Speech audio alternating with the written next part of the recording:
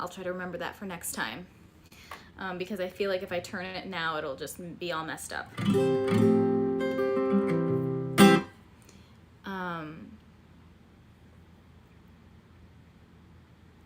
So I think this is working, that my live is all set, I hope. We'll see how this goes. Hey Will, hey Jason. How are you, Jason? I haven't seen you in forever. Where have you been?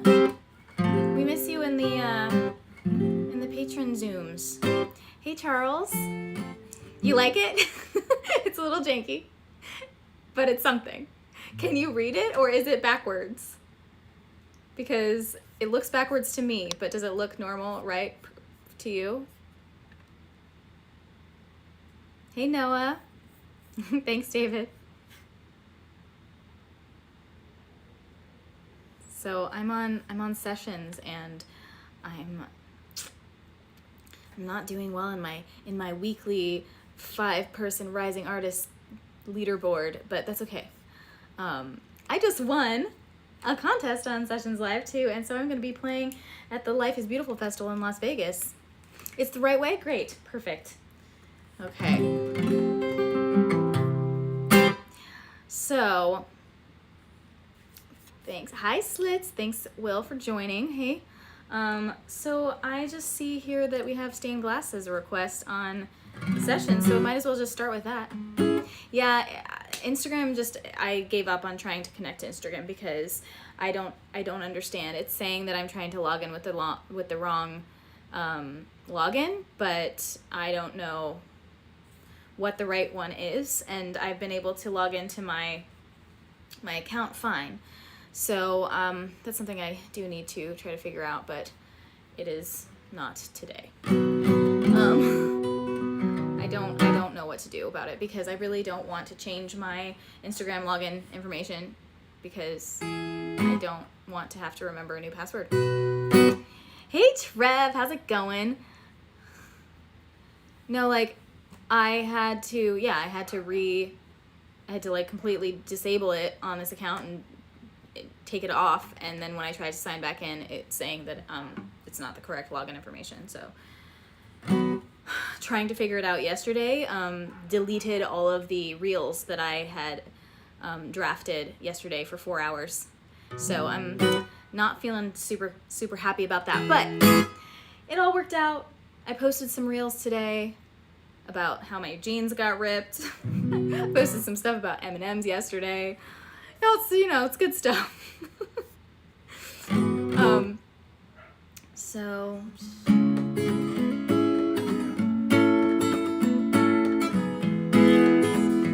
that's a good idea, Trev. Maybe, yeah, the video doesn't save. Maybe a story to say you're live elsewhere is enough. Maybe. Well, here's the thing. Yeah, I was thinking I could do, maybe there's a possibility that I could stream to YouTube and Facebook and Sessions from my computer and stream on Instagram from my phone, but all separately. And that would be a lot more work to set up all of those different live streams rather than using Reach, which is why I'm trying to use Reach. But I have to get Instagram to work. Otherwise, I can't use my computer for Reach, and I have to use my phone for Instagram. So it's kind of an either or situation at this time. Thanks, Jason. Yeah, I'm an aunt, and I love her so much. I'm obsessed with my little niece. She's adorable. So, shall I sing some songs? What time did I start? I know I was late. I was supposed to come on at 7. So how does this look on Facebook? Does it have the same title, or I set up a live event, like an event for live streaming on Facebook, but I'm still trying to figure out how that works, because I don't know. It seems like if you click on that event, does it take you to this?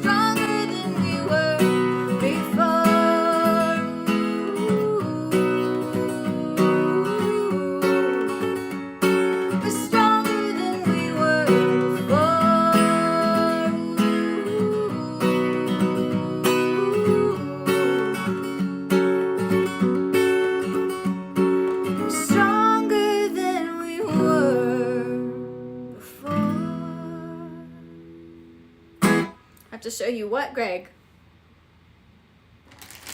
What do I need to show you? Oh my gosh, I'm hungry. I thought I wasn't hungry, and now I am hungry. Oh! Does anyone else get like this horrible pain right here? The first bite they take of food? It sucks. Stupid. I looked it up. And sure, Jason.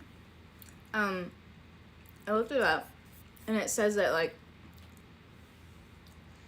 it's usually a sign of a tumor or it's a side effect of having had a tumor, like a surgery. But I've had this for my entire life and I don't think I have a tumor. My sister has it and my mom has it too. It's just very annoying and just painful. Anyone else have that?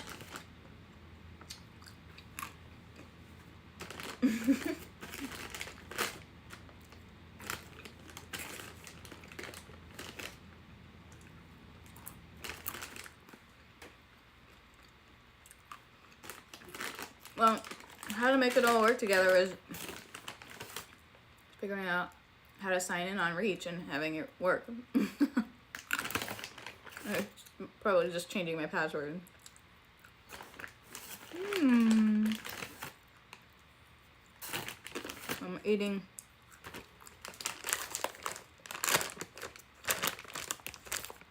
this. It's just almond chocolate and cashews from Trader Joe's. So yummy. It doesn't hurt. It hurts me, man.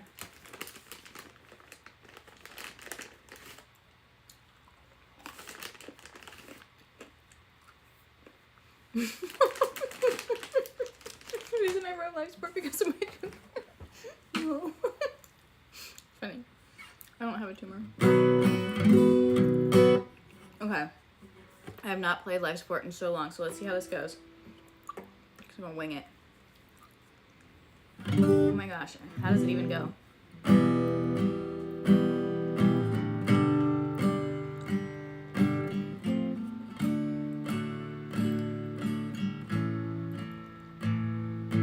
How did I get here? I remember flying now. I'm broken from the fall.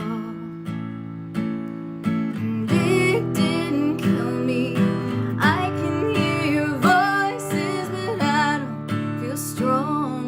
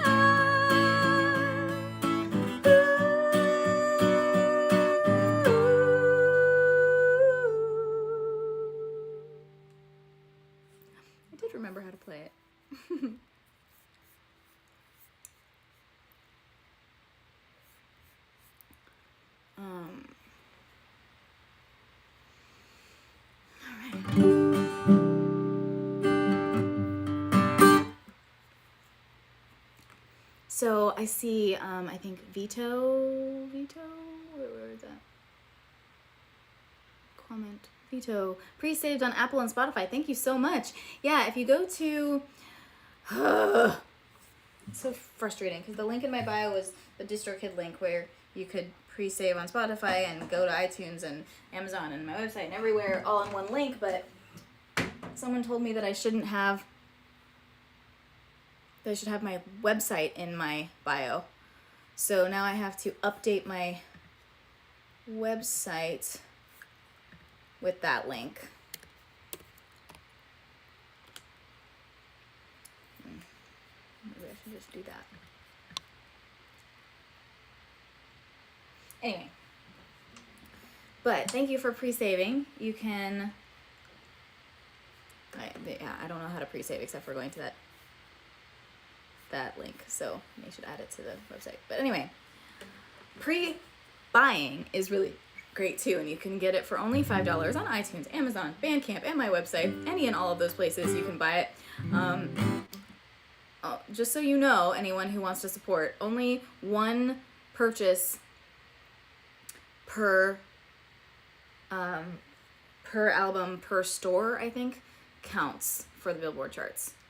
Like if you buy it multiple times on on one store, I think they only count one. But I think if you buy it in multiple places and different, accounts and stuff, it'll count each of those. And either way, multiple places helps it get on the charts and all of those places too. So if you want to support in that way, that's awesome. If you want to just buy it once, you can go to any of those places. iTunes would be great because then I can get on this iTunes charts, Amazon, same, whatever. And it'll count toward the Billboard charts no matter where you buy it of those places.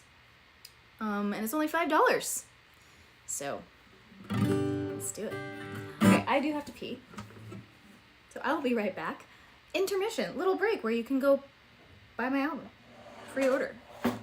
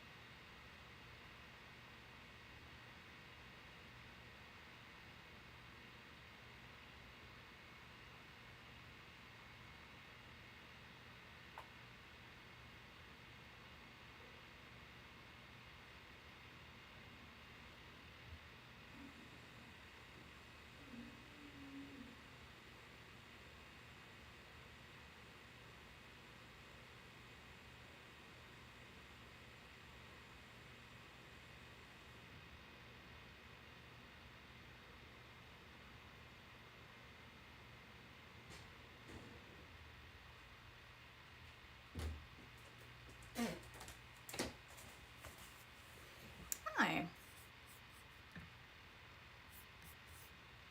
Hey, Jamie or Jaime. Hey, Steely Sam. Wow, it is so delayed on sessions. When I came back just now, I was just leaving from sessions. It's so funny. Okay. Oh, maybe not. Maybe I'm crazy. Maybe it's not that delayed. Okay.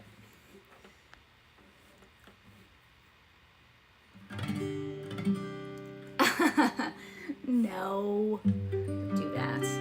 We just have to get more people to buy it. Like, we just need to get thousands of people to buy it, different people. So everyone in here that's watching, and all of the people that you know.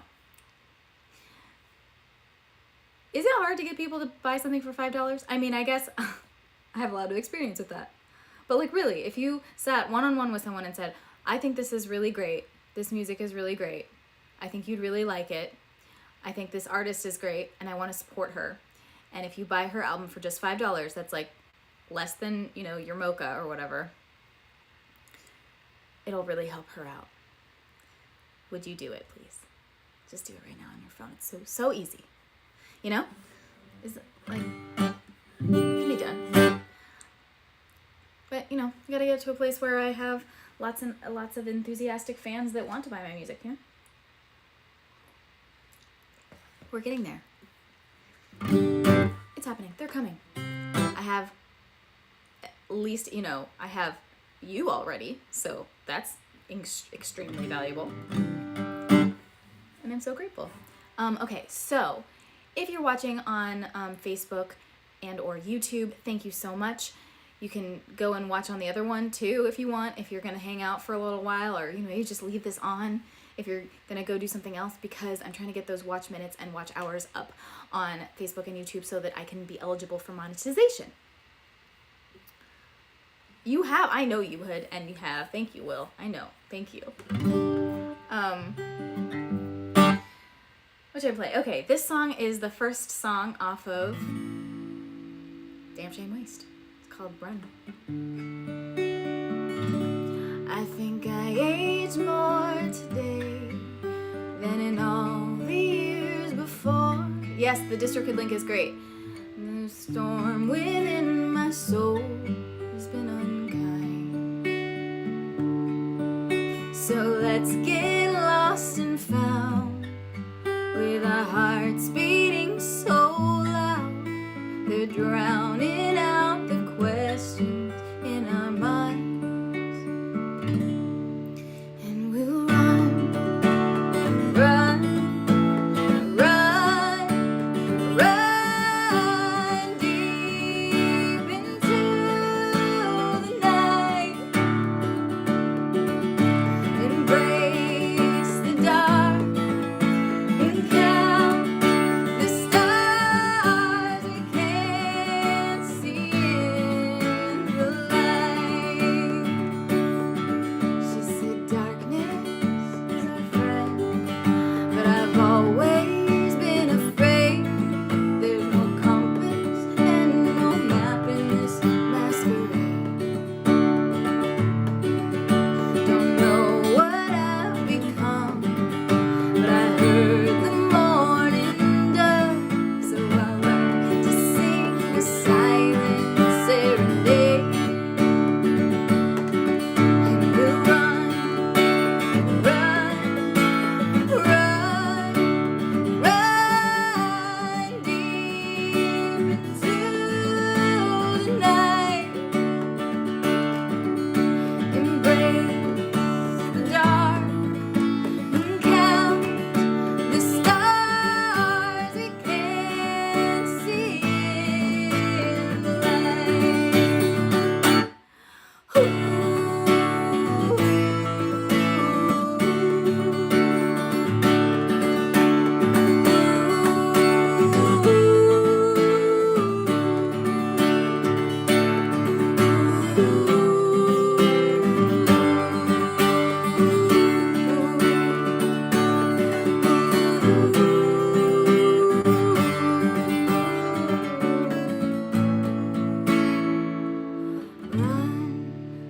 Run, run, run deep into the night. Embrace the dark and count the stars we can't see in the light. Oh, run, run, run,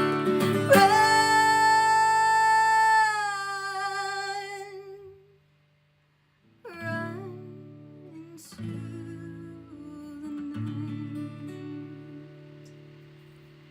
night. I'm so excited to get to play these songs with a band. First at the Hotel Cafe on August 25th. You can buy tickets. I made a Facebook event today, and the link is there to buy tickets. They're only $10. So buy them, and buy them for all of your friends and families and pets, and where you can sell out that venue. I haven't played in a full house since the lockdown because there's been so many restrictions and stuff. So I'm hoping we can do it this time around, and then hopefully maybe I can play with a band maybe in Vegas. I don't know.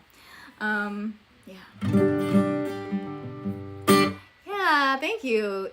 That's a fun one. State of depression that I won't be able to go. Wait, don't be in a state of depression. Come on. That you won't be able to go to Vegas or to my Hotel Cafe show, or to both?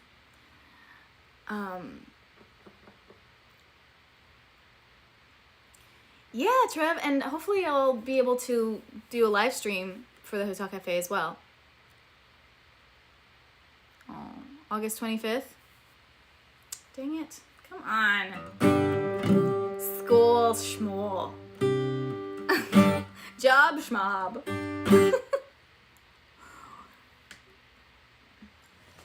I just figured that was the right weekend to have it because it's a couple weeks before the album comes out. I don't know. Maybe it's not.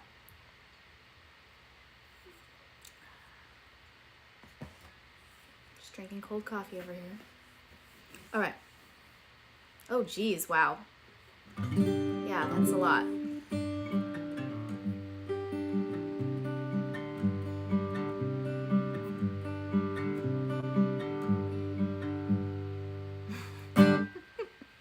I know, right? All right. What should I play now? I should play some of the songs from the album to, practice playing them. Let's see if I can do Happy Song, because I keep messing it up at the end. So I'm going to try it. Hey, Enrique. I wish I had a private jet.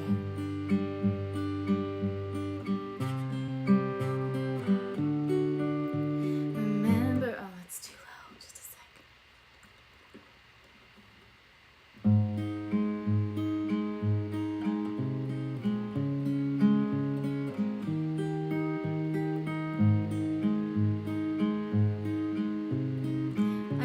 Wait and see what the Vegas thing is going to be like. I'm still waiting on details because we'll see. I want it to be worth it. Remember the nights when the sun would arrive without warning. We'd answer the phone, and before we would know it was morning. Joking around, we laughed till we found ourselves closer than we meant to be. Talking into the night with you by my side, felt like you knew me better than me. But you're picturing me, black and white photographs fading into the past, and I'm scraping my knees, wearing the tattered dress you gave to me. I would have written a song about you without you going and tearing my heart out like you do. It'd be a happy song, we could just dance along. But you like to stand in the middle of spotlights. You thought that you knew who I was. You hurt me too. Could have been happy, the song I was writing for you. Now we all throw the dice, even when the odds are against us. If I took your advice, I'd run as far as I could, I'm defenseless. It's the same kind of feeling, stomach and chest, heart beating faster, catching my breath. Couldn't stop smiling like when we first met. Now memories are all I can bear. But you're picturing me in black and white photographs fading into the past, and I'm scraping my knees, wearing the tattered dress you gave to me. I would have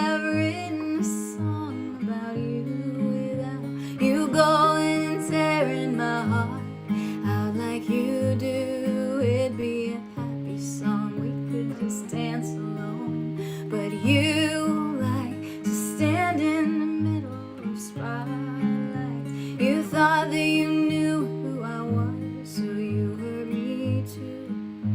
It could have been happy, the song I was writing for you. I'd known you. See, this is the part that I keep forgetting how to play. I played this in the studio over and over again to record it, but I can't remember how it goes now. I've known you so long, so long, known you so long, but maybe I never did. Thought we had it all, but we weren't ready yet. We chose fear, and I'm still here. I'm grateful for all that you gave to me. There it is. I would have written a song about you without you going and tearing my heart out like you do. It'd be a happy song, we could just dance along. But you like to stand in the middle of spotlight. Thought that you knew who I was, so you hurt me too. It could have been happy, the song I was writing for you. It could have been happy, the song I was writing for you. It could have been happy, the song I was writing for you.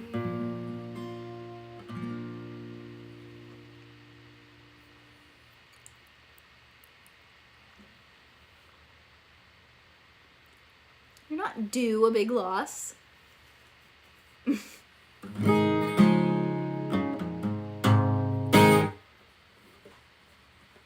But if you're due, then just don't gamble. And then, you know, whenever, if you know when it's scheduled, just only gamble when you know you're gonna win. That's how that works, right?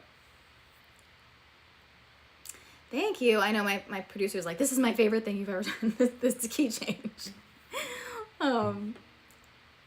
So yeah. So if you are just getting here, I'm Chris Angeles. I'm an independent music singer-songwriter, and this is all of my stuff. If you can read it, you can find me at Chris Angeles or at Chris Angeles Music on all the things. Please give me a follow and subscribe and all of that stuff. And you can pre-order my album, Damn Shame Waste, for only $5 at chrisangeles.com or the link that Will's been posting. Yeah. Please do it. It's only $5. Will's the best Texas Hold'em player in Northern Ireland. Nice.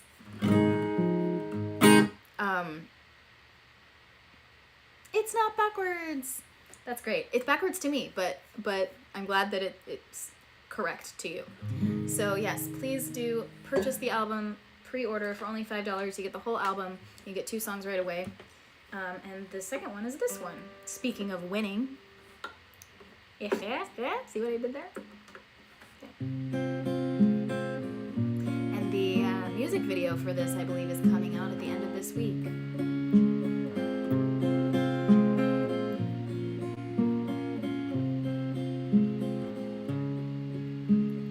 I said some things that I didn't mean. Scratch that I meant them, but there was more in between. It's funny, Will. I'm sorry that I wasn't graceful. There's broken glass in my shoe. I'm trying to dance without knowing the steps or the notes or the keys. I know I need it to be bigger. I'd rather jump in and clean up the mess than win the game of who cares less. I'd rather try and lose the fight than win the game of who has more pride. Hey, Patrick.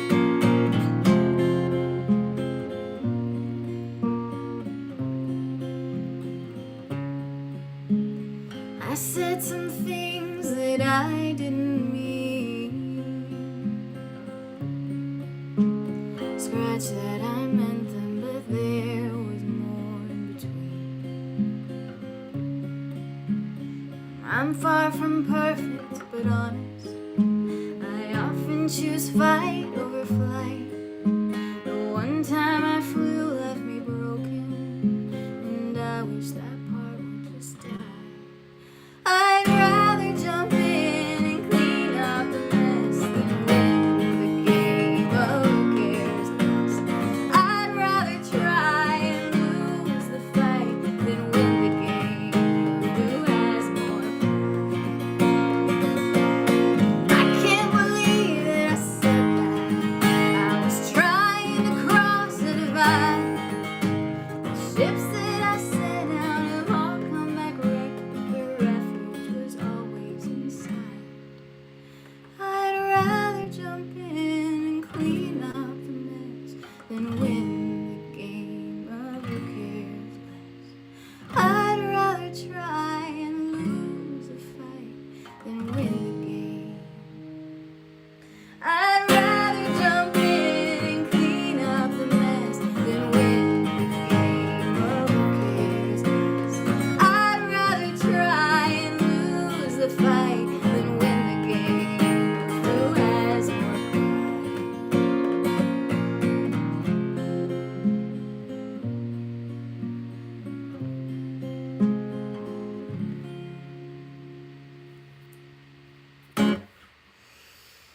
So that song is also available to stream currently.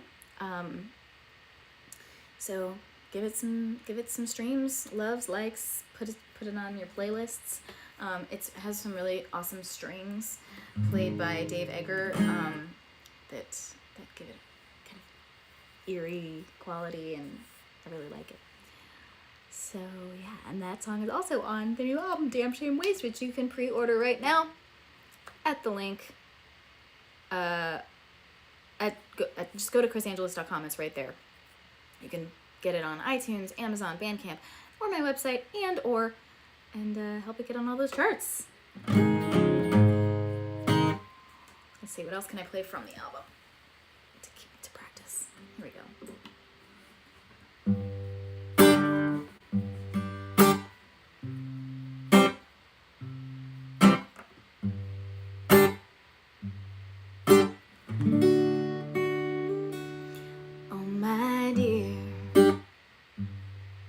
Please tell me a different story. This one's getting boring. There's no happy ending. I keep crying when I should be rewriting instead of only trying to fix what I cannot mend. And I know what it means when they say history repeats. Mine is the story of him. When I saw him on the shelf, I saw a fairy tale. But ever after turned out pretty grim. So tuck me in tonight. Don't you turn off that light. Just sit with me till all better sets in. Oh my dear, please tell me a different story. This one's getting boring. There's no happy ending, and I keep crying when I should be rewriting instead of only trying to fix what I cannot mend. How will I learn if the pages never turn? If I keep telling this story, it won't change. This is why I need to practice. So let's throw out the plot. Are you with me or not?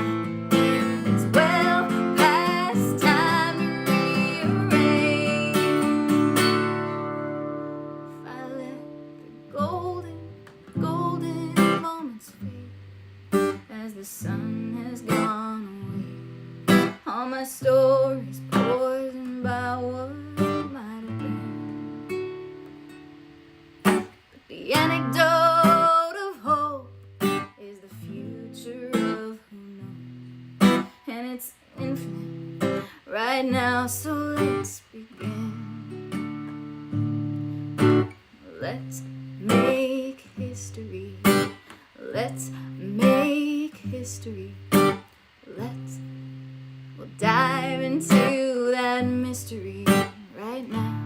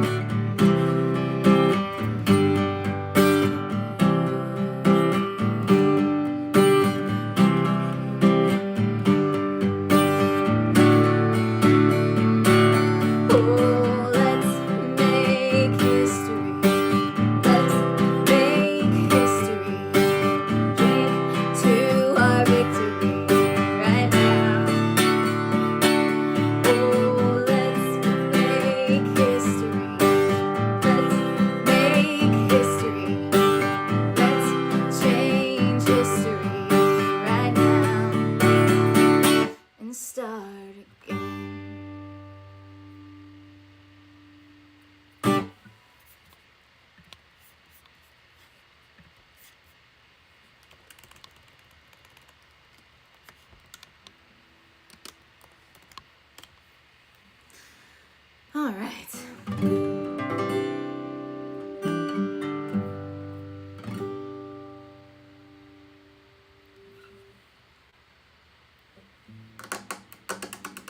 Hey Enrique, thank you. So yeah, that was a song that is on my upcoming album, Damn Shame Waste, which you can pre-order now for only $5. $5.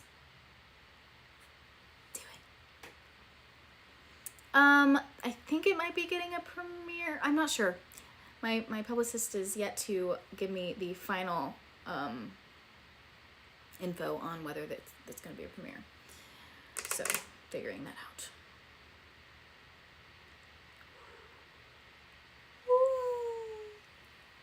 Oh, my water. Oh, I'm going to go get my water. Just a second.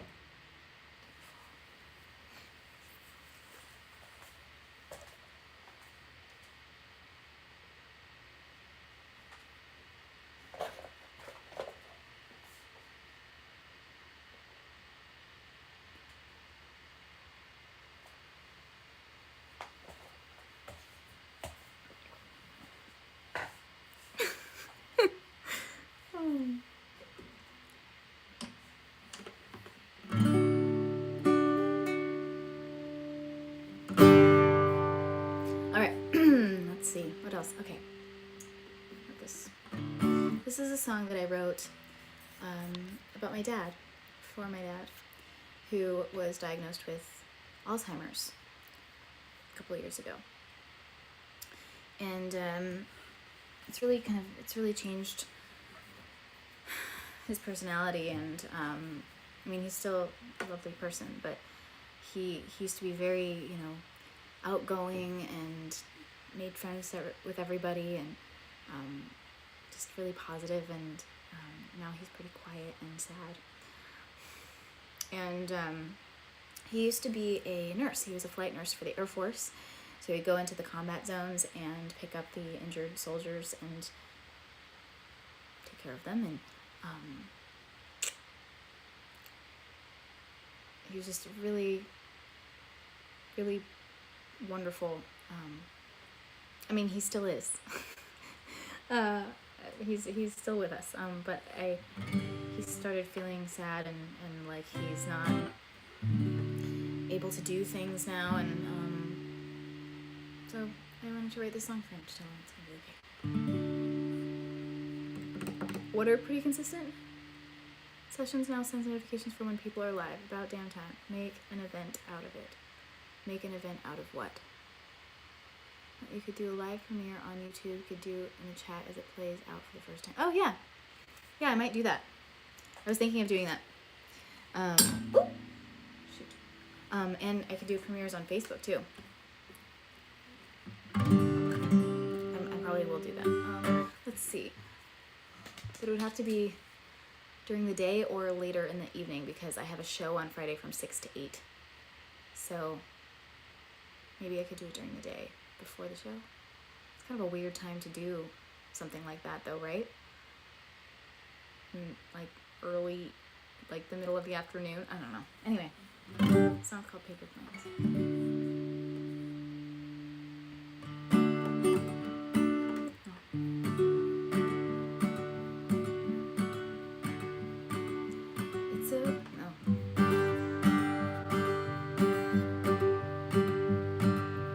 It's okay if you have to say no. It's okay if I have to say some things again. You speak a different way these days, but I know I can depend. I like watching the same movies, hearing the same jokes. So you just go right on ahead underneath the old live oak. You were always seeing the good and simple things. You used to soar across the sky on $1,000,000 wings. Somewhere along the way you looked and you couldn't read the map. The corners started curling in, don't you worry about that.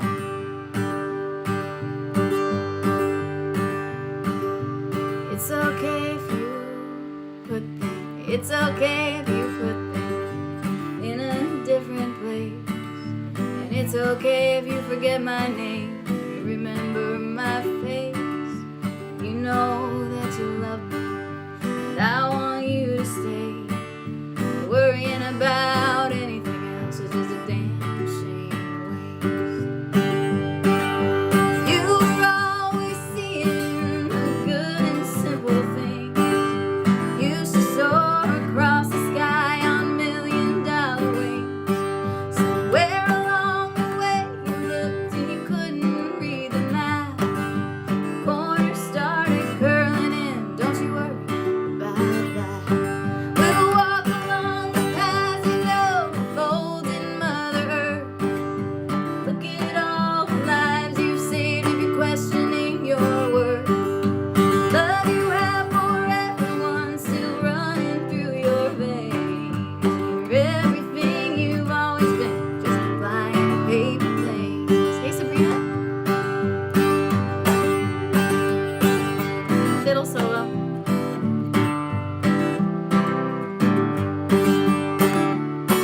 Hey Delia.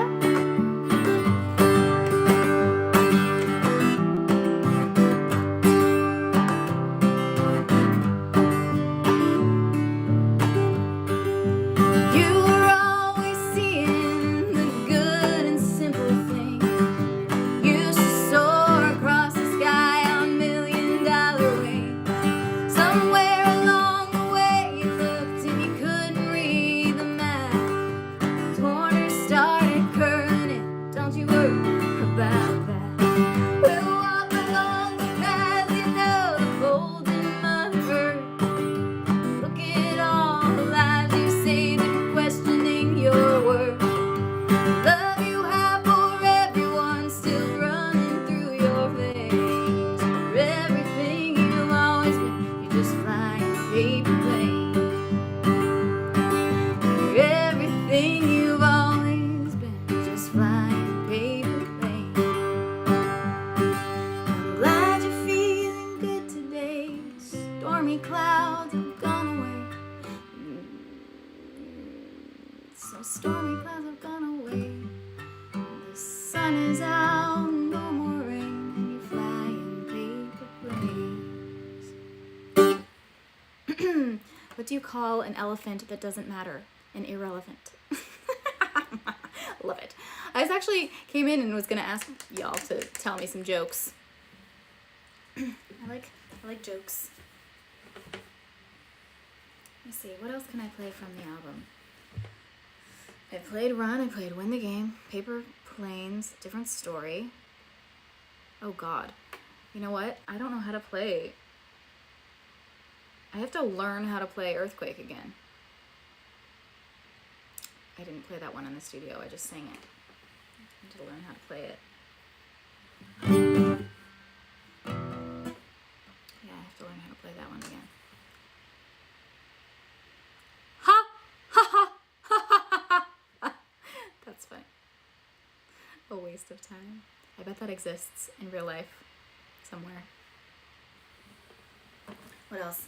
Oh, I could play It's Tumbling Me. This is the next single that's coming out, July 29th. And, yeah. It's called It's Tumbling Me. I'm gonna make a music video for it this weekend. I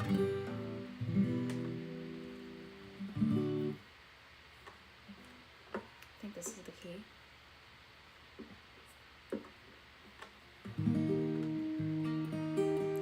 If you're watching on Facebook and you have YouTube also and you have the ability to watch on both, that'd be awesome, because I'm trying to get to those watch hours and watch minutes to get eligible to monetize on Facebook and YouTube. And if you just want to keep this on and watch the replay or whatever for the whole time, that'd be awesome, even if you're not like actually watching. Or just like, if you want to have it on in the background while you're cooking or doing whatever.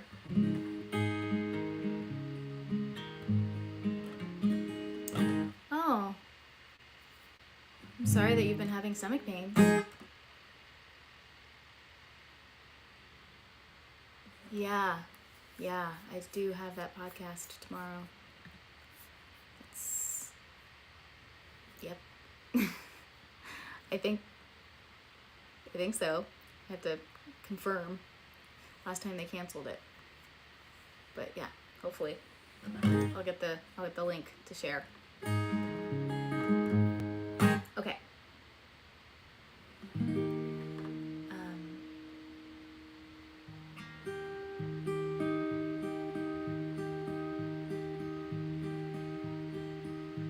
I don't know. Yeah, I don't know anything yet. They just emailed me yesterday and were like, you won, but I haven't gotten any details. I would love to know too.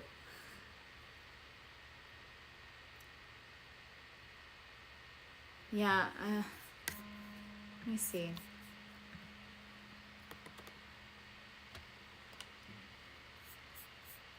Let's see if I have any details about the podcast. Come on!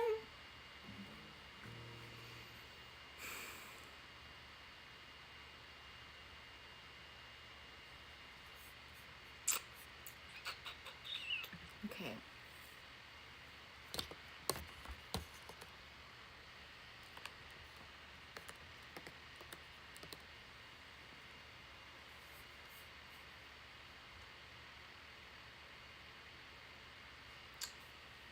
Where is... Oh.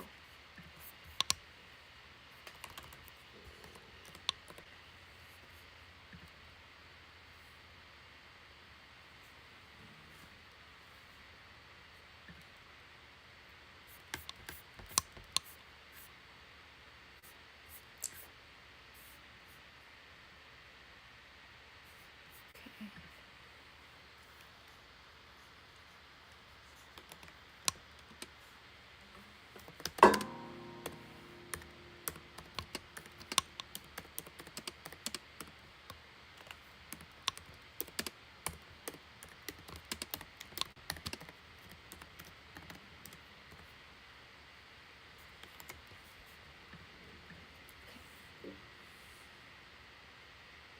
Yeah, it actually will be live.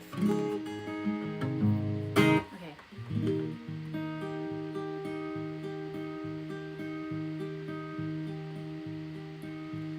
You say it's water under the bridge.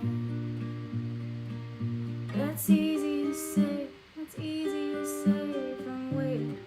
That's easy to say from way up there. Well, I'm down here, underneath in the trouble. It's tumbling me.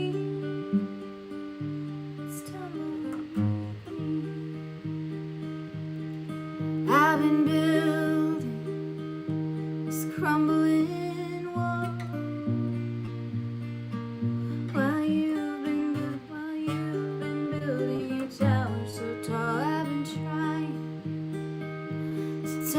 could down,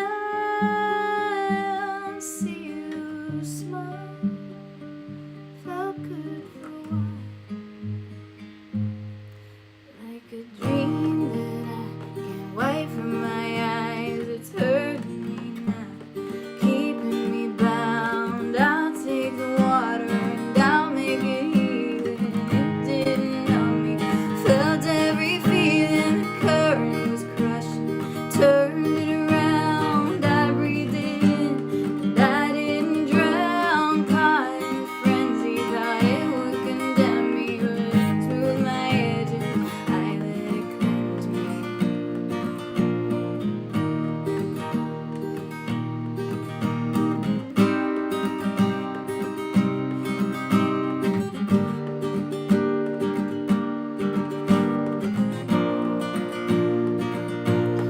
Laid down my trowel, and I took a vow.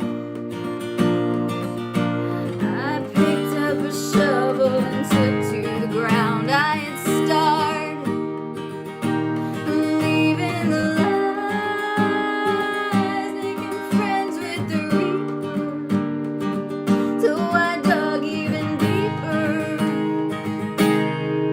like a dream that I can't wipe from my eyes. It's hurting me now, keeping me bound. I'll take the water and I'll make it healing. It didn't numb me, I felt every feeling. The curtain was crushing, turned it around. I breathed it in, and I didn't drown. Caught in the frenzy, thought it would condemn me, but it smoothed my edges. I let it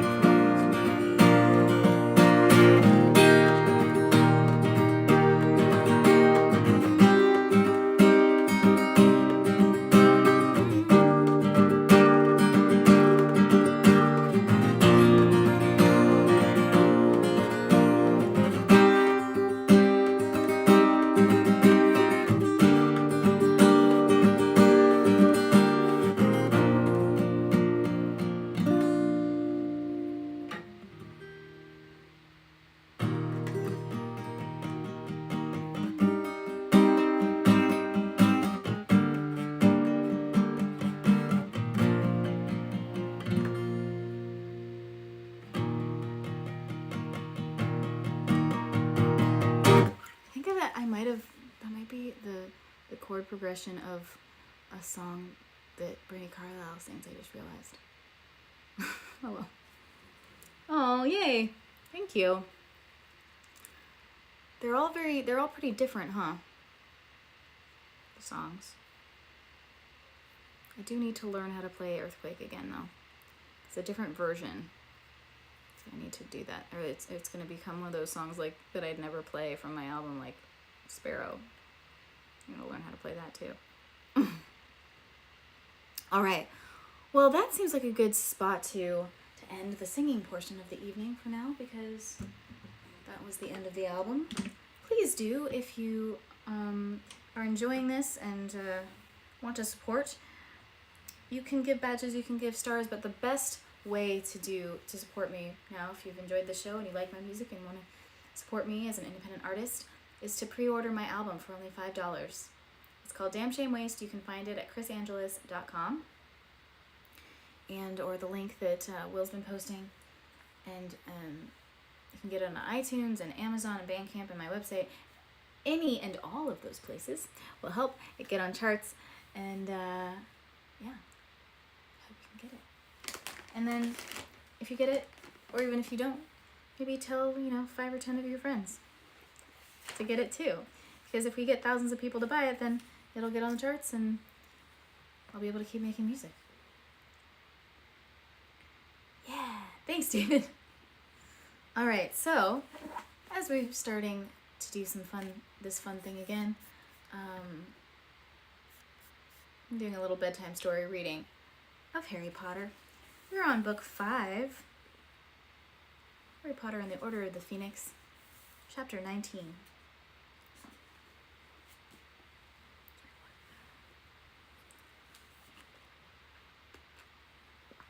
Hey Marie, hey Kuya. Tulio, welcome. Sorry, I didn't see you guys come in. Thank you so much for being here. You heard my spiel. Oh. I don't know if I just pointed it the wrong way. Okay. So, let's do a little bedtime story reading. Please watch on YouTube and Facebook if you can, because I'm trying to get those watch minutes up. Okay. Harry felt as though he were carrying... Oh, Chapter 19, The Lion and the Serpent. You have friends? Harry felt as though he were carrying some kind of talisman inside his chest over the following 2 weeks, a glowing secret that supported him through Umbridge's classes and even made it possible for him to smile blandly as he looked into her horrible, bulging eyes. He and the DA were resisting her under her very nose, doing the very thing that she and the Ministry most feared, and whenever he was supposed to be reading Wilbert Slinkard's book during her lessons, he dwelled instead on satisfying memories of their most recent meetings, remembering how Neville had successfully disarmed Hermione, how Colin Creevey had mastered the impediment jinx after 3 meetings' hard effort, how Parvati Patil had produced such a good reductor curse that she had reduced the table carrying all the sneakoscopes to dust. He was finding it almost impossible to fix a regular night of the week for DA meetings, as they had to accommodate 3 separate Quidditch teams' practices, which were often rearranged depending on the weather conditions. But Harry was not sorry about this. He had a feeling that it was probably better to keep the timing of their meetings unpredictable. If anyone was watching them, it would be hard to make out a pattern. Hermione soon devised a very clever method of communicating the time and date of the next meeting to all the members in case they needed to change it at short notice, because it would look so suspicious if people from different houses were seen crossing the Great Hall to talk to each other too often. She gave each of the members of the DA a fake galleon. Ron became very excited when he saw the basket at first, convinced that she was actually giving out gold. "Hey, Ring!" "Will you see the numerals around the edge of the coins?" Hermione said, holding one up for examination at the end of their 4th meeting. The coin gleamed fat and yellow in the light from the torches. On real galleons, that's just a serial number referring to the goblin who cast the coin. On these fake coins, though, the numbers will change to reflect the time and date of the next meeting. The coins will grow hot when the date changes, so if you're carrying them in a pocket, you'll be able to feel them. We take one each, and when Harry sets the date of the next meeting, he'll change the numbers on his coin, and because I've put a protean charm on them, they'll all change to mimic his. A blank silence greeted Hermione's words. She looked around at all the faces upturned to her, rather disconcerted. "Well, I thought it was a good idea," she said uncertainly. "I mean, even if Umbridge asked us to turn out our pockets, there's nothing fishy about carrying a galleon, is there? But, well, if you don't want to use them..." "You can do a protean charm?" said Terry Boot. "Yes," said Hermione, "but that's any WT standard, that is," he said weakly. "Oh," said Hermione, trying to look modest. "Oh, well, yes, I suppose it is." "How come you're not in Ravenclaw?" he demanded, staring at Hermione with something close to wonder. "With brains like yours." "Well, the Sorting Hat did seriously consider putting me in Ravenclaw during my sorting," said Hermione brightly, "but it decided on Gryffindor in the end. So does that mean we're using the galleons?" There was a murmur of assent, and everybody moved forward to collect one from the basket. Harry looked sideways at Hermione. "You know what these remind me of?" "No, what's that?" "The Death Eater's scars. Voldemort touches one of them, and all their scars burn, and they know they've got to join him." "Well, yes," said Hermione quietly. "That is where I got the idea. But you'll notice I decided to engrave the date on bits of metal rather than on our members' skin." "Yeah, I prefer your way," said Harry, grinning as he slipped his galleon into his pocket. "I suppose the only danger with these is that we might accidentally spend them." "Fat chance," said Ron, who was examining his own fake galleon with a slightly mournful air. "I haven't got any real galleons to confuse it with."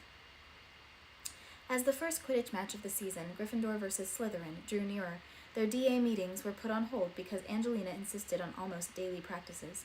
The fact that the Quidditch Cup had not been held for so long added considerably to the interest and excitement surrounding the forthcoming game.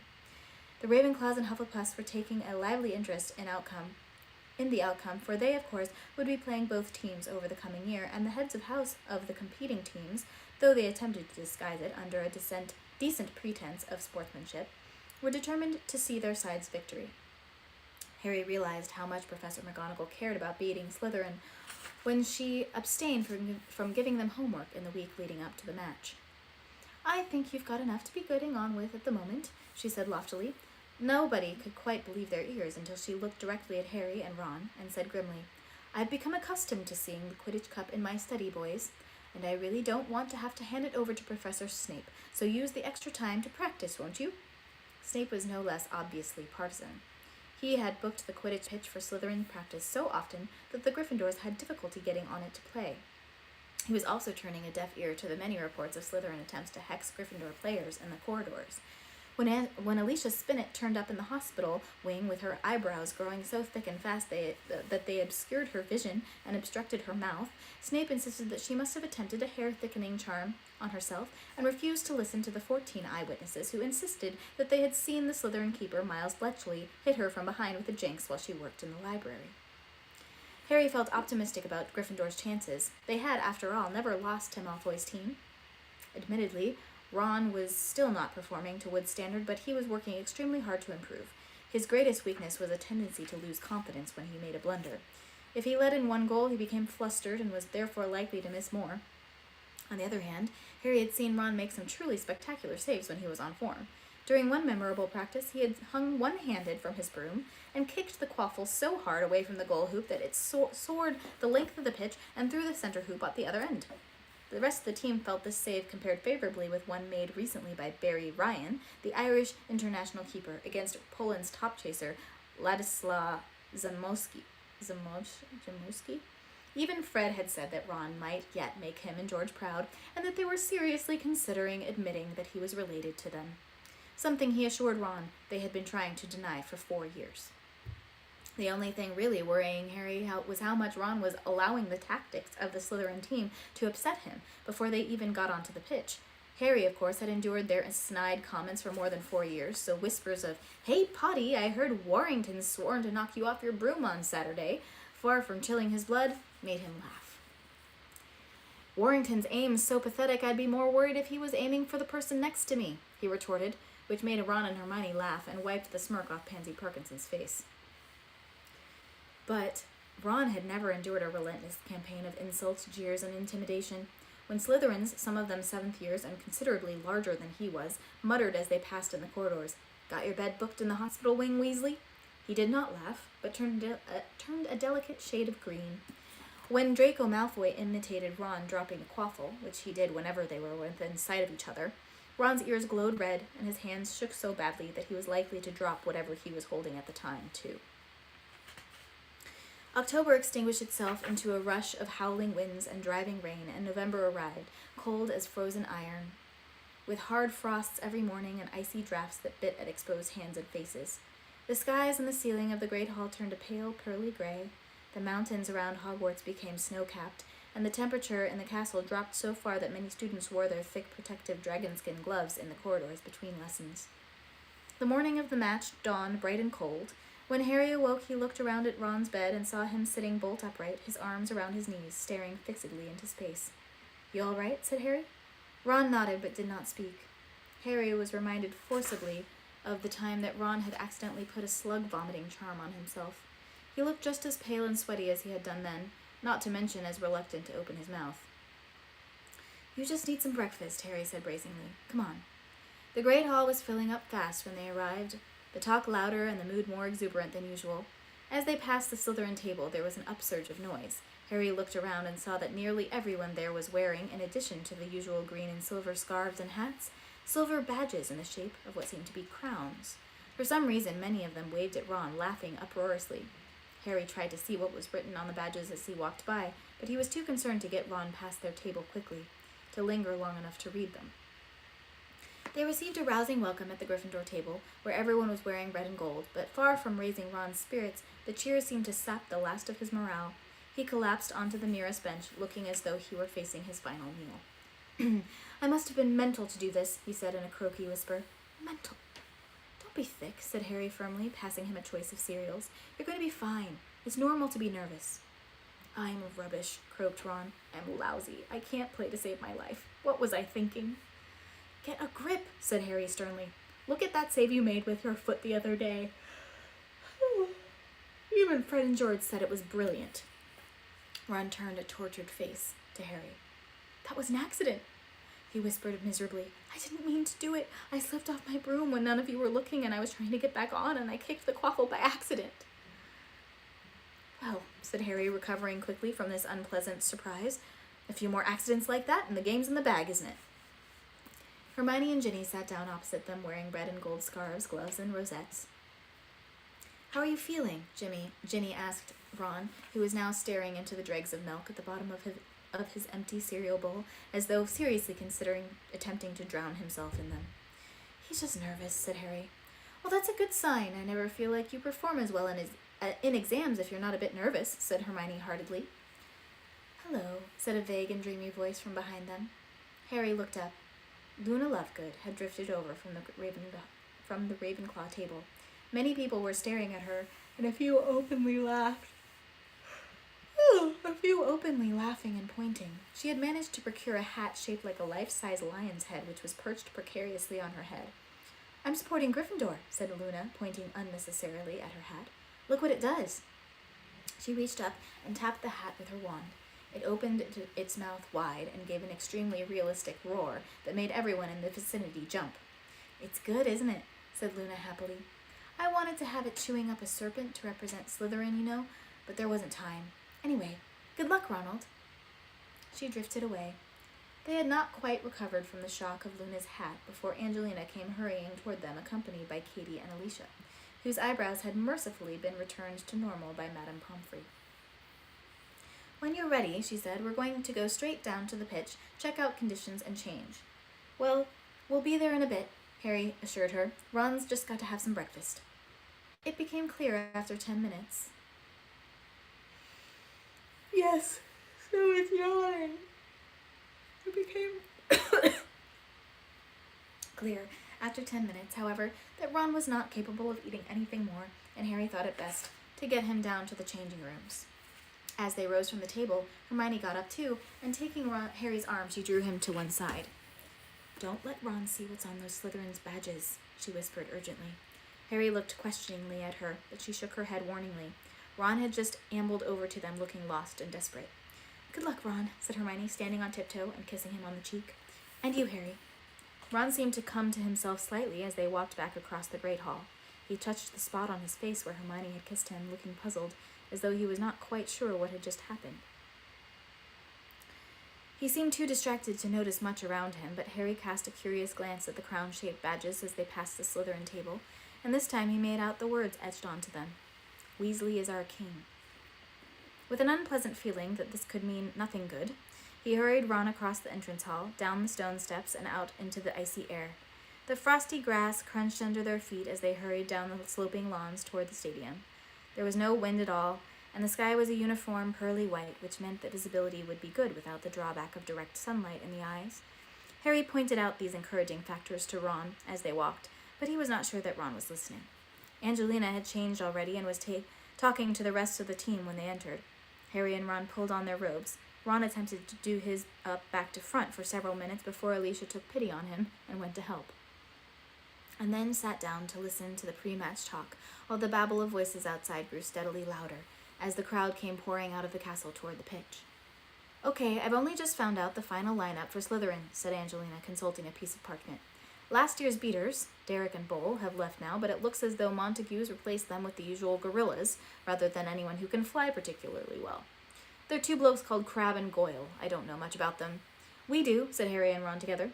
"Well, they don't look bright enough to tell one end of a broom from another," said Angelina, pocketing her parchment. "But then I was always surprised Derek and Bull managed to find their way onto the pitch without signposts." "Crabbe and Goyle are in the same mold," Harry assured her. They could hear hundreds of footsteps mounting the banked benches of the spectators' stands now. Some people were singing, though Harry could not make out the words. He was starting to feel nervous, but he knew his butterflies were as nothing to Ron's, who was clutching his stomach, staring straight ahead again, his jaw set and his complexion pale gray. "It's time," said Angelina in a hushed voice, looking at her watch. "Come on, everyone. Good luck." The team rose, shouldered their brooms, and marched in single file out of the changing room and into the dazzling sunlight. A roar of sound greeted them, in which Harry could still hear singing, though it was muffled by the cheers and whistles. The Slytherin team were standing waiting for them. They too were wearing those silver crown-shaped badges. The new captain, Montague, was built along the same lines as Dudley, with massive forearms like hairy hams. Behind him lurked Crabbe and Goyle, almost as large, blinking stupidly in the sunlight, swinging their new beaters' bats. Malfoy stood to one side, the sunlight gleaming on his white blonde head. He caught Harry's eye and smirked, tapping the crown-shaped badge on his chest. "Captains, shake hands," ordered the umpire, Madame Hooch, as Angelina and Montague reached each other. Harry could tell that Montague was trying to crush Angelina's fingers, though she did not wince. "Mount your brooms." Madame Hooch placed her whistle in her mouth and blew. The balls were released and the 14 players shot upward. Out of the corner of his eye, Harry saw Ron streak off toward the goal hoops. He zoomed higher, dodging a bludger, and set off on a wide lap of the pitch, gazing around for a glint of gold. On the other side of the stadium, Draco Malfoy was doing exactly the same. "And it's Johnson. Johnson with the quaffle. What a player that girl is. I've been saying it for years, but she still won't go out with me." "Jordan," yelled Professor McGonagall. "Just a fun fact, Professor. Adds a bit of interest.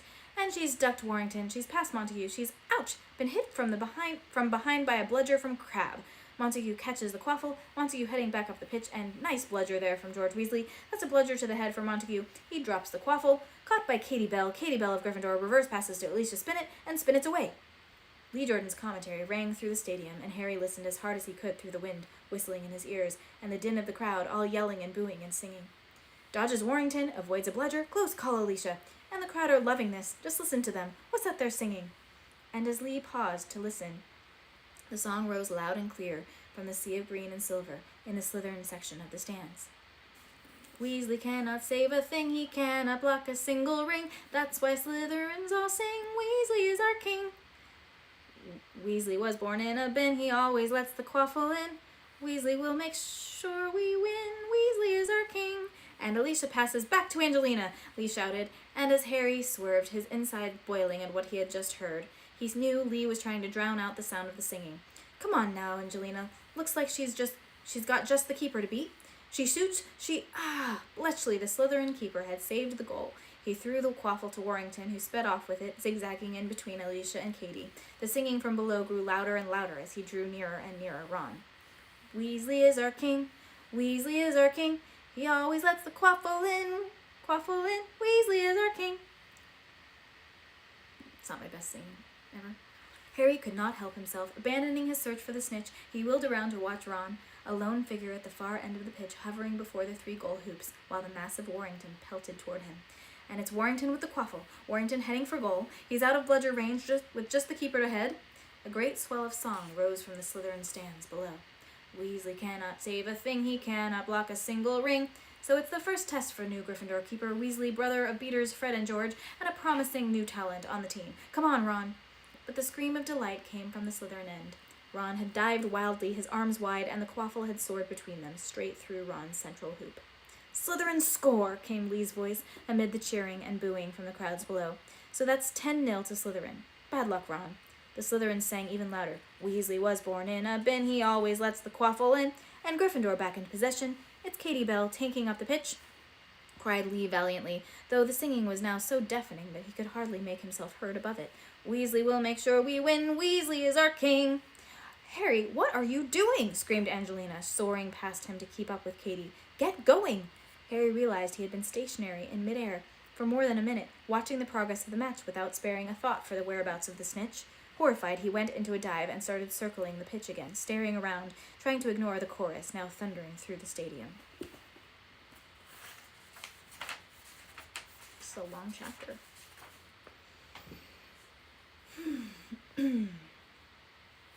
"Weasley is our king, Weasley is our king." There was no sign of the snitch anywhere. He looked. Malfoy was still circling the stadium just like Harry. They passed midway around the pitch, going in opposite directions, and Harry heard Malfoy sing loudly.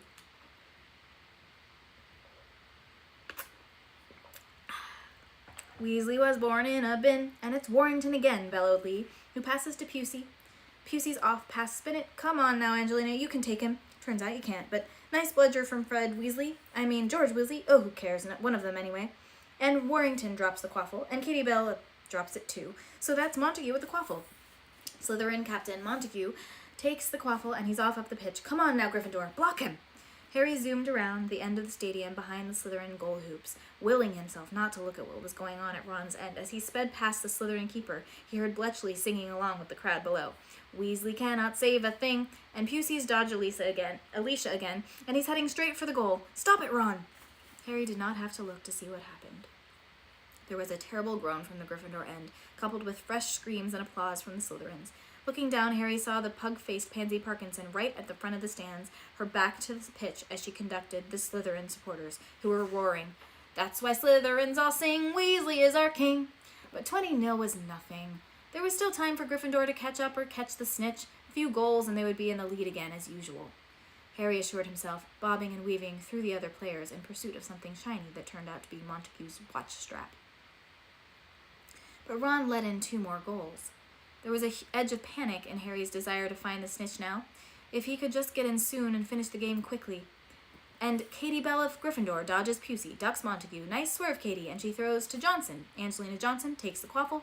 She's past Warrington. She's heading for goal. Come on now, Angelina. Gryffindor score! It's 40-10. 40-10 to Slytherin, and Pusey has the quaffle. He could hear Luna's ludicrous lion hat roaring amidst the Gryffindor cheers and felt heartened. Only 30 points in it. That was nothing. They could pull back easily.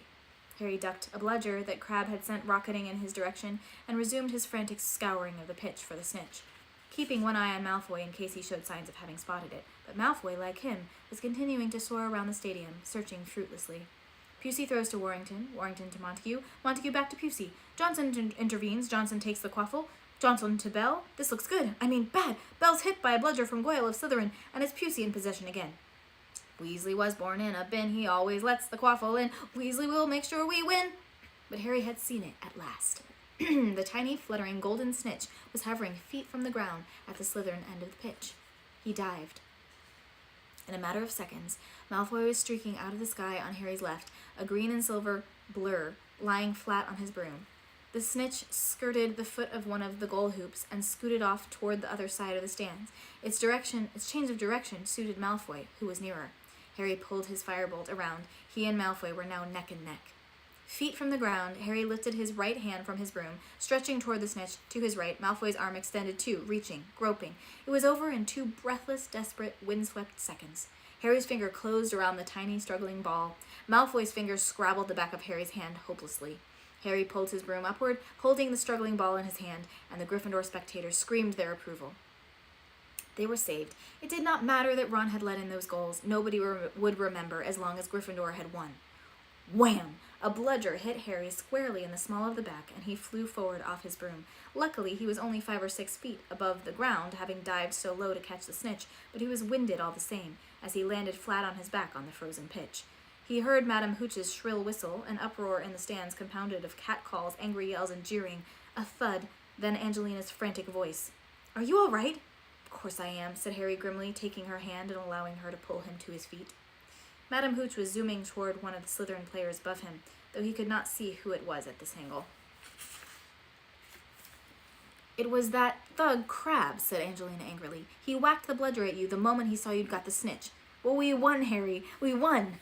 Harry heard a snort from behind him and turned around, still holding the snitch tightly in his hand. Draco Malfoy had landed close by, white-faced with fury. He was still managing to sneer. "Saved Weasley's neck, have you?" he said to Harry. "I've never seen a worse keeper. But then he was born in a bin. Did you like my lyrics, Potter?" Harry did not answer. He turned away to meet the rest of the team, who were now landing one by one, yelling and punching the air in triumph. All except Ron, who had dismounted from his broom over by the goalposts and was making his way slowly back to the changing rooms alone. "We wanted to write another couple of verses," Malfoy called, as Katie and Alicia hugged Harry, "but we couldn't find rhymes for fat and ugly. We wanted to sing about his mother, see?"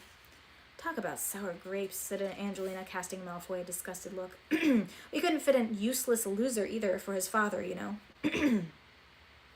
Fred and George had realized what Malfoy was talking about.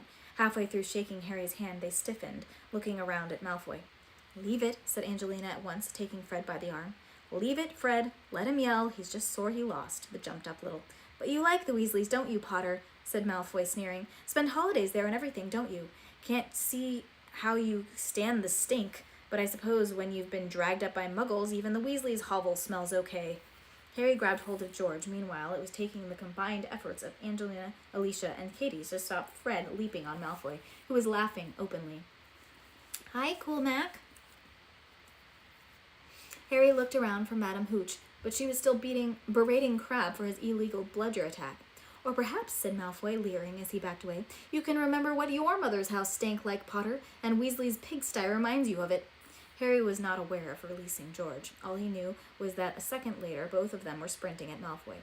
He had completely forgotten the fact that all the teachers were watching. All he wanted to do was cause Malfoy as much pain as possible. With no time to draw out his wand, he merely drew back the fist clutching the snitch and sank it as hard as he could into Malfoy's stomach. Harry! Harry! George! No! He could hear girls' voices screaming, Malfoy yelling, George swearing, a whistle blowing, and the bellowing of the crowd around him.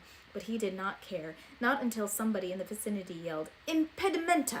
And only when he was knocked over backward by the force of the spell did he abandon the attempt to punch every inch of Malfoy he could reach. What do you think you're doing? Screamed Madame Hooch, as Harry leapt to his feet again. It was she who had hit them with the impediment jinx. She was holding her whistle in one hand and a wand in the other. Her broom lay abandoned several feet away. Malfoy was curled up on the ground, whimpering and moaning, his nose bloody. George was sporting a swollen lip, Fred was still being forcibly restrained by the three chasers, and Crabbe was cackling in the background. I've never seen behavior like it. Back up to the castle, both of you, and straight to your head of house's office. Go, now. Harry and George turned on their heels and marched off the pitch, both panting, neither saying a word to each other. The howling and jeering of the crowd grew fainter and fainter until they reached the entrance hall, where they could hear nothing except the sound of their own footsteps. Harry became aware that something was still struggling in his hand, the knuckles of which he had bruised against Malfoy's jaw. Looking down, he saw the snitch's silver wings protruding from beneath his fingers, struggling for release. Okay. I think that's a good place to pause for now.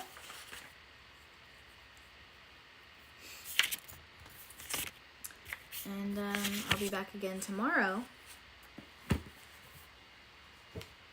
singing and promoting the album more, and probably doing some more reading in the evening. Hey, Ma Bear Julie Rodriguez. Thanks for coming in.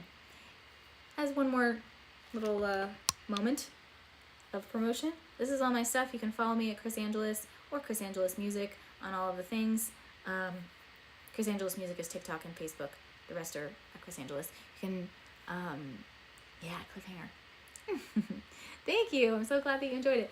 And you can go to chrisangelus.com and pre-order my album, Damn Shame Waste, for only $5 and help me get on those charts.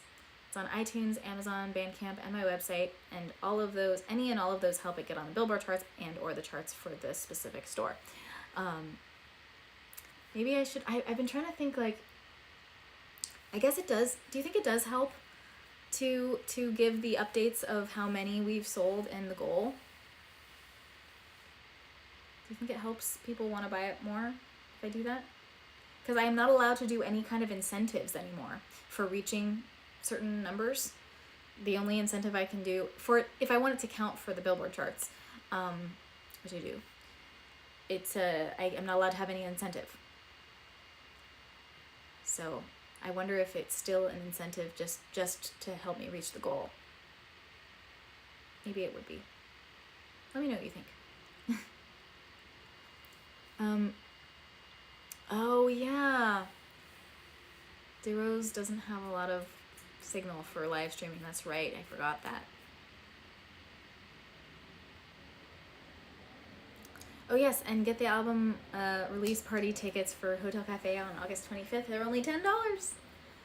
And I believe I will have CDs there at that show. So if you come to the show, you'll be able to, I think, get the whole album, a couple weeks before it actually comes out, because you'll be able to get the CDs.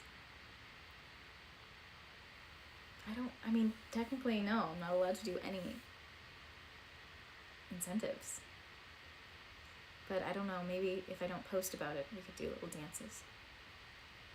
I don't know. Yeah, I can check if I can get on some sort of Wi-Fi or something. But anyway, I'll see you again tomorrow, I think.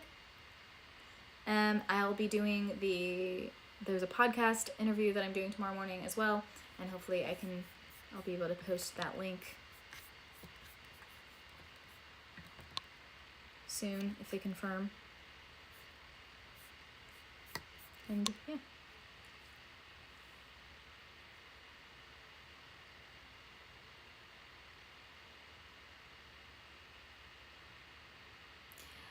They don't count unless I register. They don't count for Billboard unless I register to be able to sell. I have to look it up again, but in order to count physical sales, you have to be registered, and it costs money to like a few $100s, like several $100s to be able to do that. So that's why I haven't done that. All right. I'll see you guys again soon. I was trying to see if I got a confirmation link about the podcast, but it'll be on, if it's happening, it'll be 11 a.m. Pacific time tomorrow on YouTube, and hopefully I'll have a link to share with you before. Okay. See you then.